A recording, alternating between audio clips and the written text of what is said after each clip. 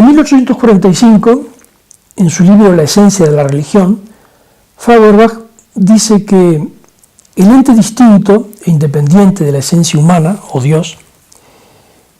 el ente que no posee esencia humana, no es otro que la naturaleza.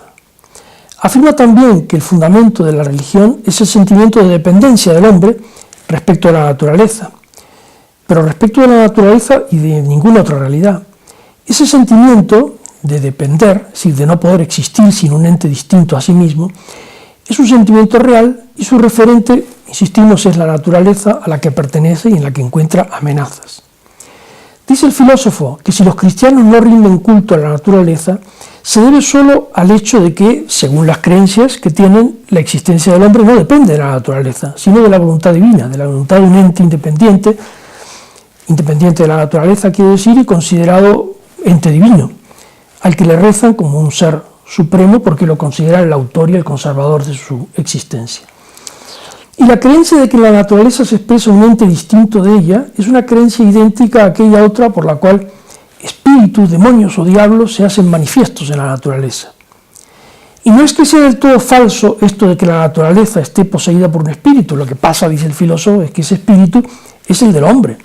pues es el hombre el que arroja sobre la naturaleza muda su propia fantasía, su lenguaje, y la hace hablar, haciendo de ella un símbolo y un reflejo de su propia esencia humana. El filósofo escribe: la existencia de la naturaleza no se basa de ninguna manera en la existencia de Dios, sino justamente en todo lo contrario. La existencia de Dios, o mejor dicho, la creencia en su existencia, tiene su único fundamento en la existencia de la naturaleza. Feuerbach argumenta que hacer derivar a la naturaleza del espíritu significa hacer posible que el Salvador del mundo nazca por obra del Espíritu Santo de una mujer virgen, significa convertir el agua en vino, conjurar las tempestades por medio de palabras, hacer que las montañas se desplacen, devolver la vista a los ciegos, todo lo cual le parece al filósofo una estupidez y una pobreza mental. Eliminar las causas subordinadas, las causas segundas de la superstición, es decir, los milagros, los diablos, los espíritus, como agentes de los fenómenos naturales, y conservar hacia la causa primera de toda superstición. Y arguye que pasar de insensatez a la inteligencia es la vía que conduce a la sabiduría, pero pasar de la inteligencia a la insensatez es el camino que conduce directamente al manicomio de la teología. Porque hacer no que el espíritu surja de la naturaleza, sino, al contrario, que la naturaleza surja del espíritu, es tanto como poner el tronco sobre la cabeza en lugar de la cabeza encima del tronco. El filósofo dirá que lo ulterior o superior presupone lo anterior o inferior, y no a la inversa.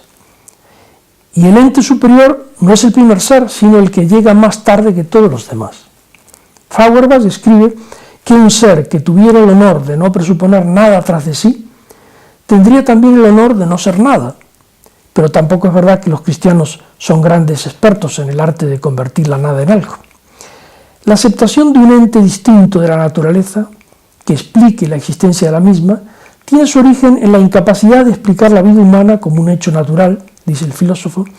y añade que el teísta transforma su propia incapacidad de entender la vida como una manifestación de la naturaleza en una incapacidad de la naturaleza para generar ella misma la vida, convirtiendo así las limitaciones de su intelecto en limitaciones de la naturaleza. Acepta, obviamente, que el origen de la vida es inexplicable, incomprensible, pero eso no da derecho a deducir las consecuencias supersticiosas que la teología saca de esa carencia de nuestros conocimientos sobre el origen. Pero no ocurre así en lugar de aceptar que, de momento, uno no puede explicarlo. Con ayuda de la fantasía convierte esa negación en seres positivos que son inmateriales. La exuberante fantasía, dice el filósofo, da en inventar un Dios cuyos predicados o atributos son solo propiedades abstraídas de la naturaleza. Eso es todo por hoy. Muchas gracias.